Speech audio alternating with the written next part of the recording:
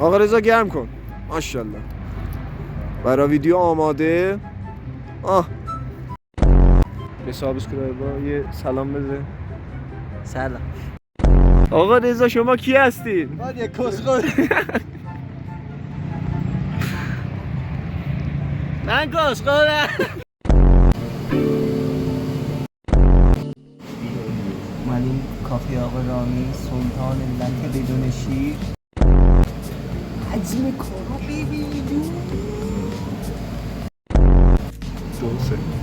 مشکلات هم نداریم. واسه شما لط هست، واسه ما مشکلات بده بره.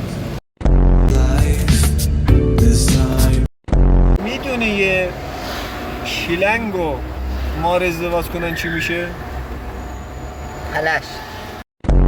نه چی میشه؟ منم نمیدونم.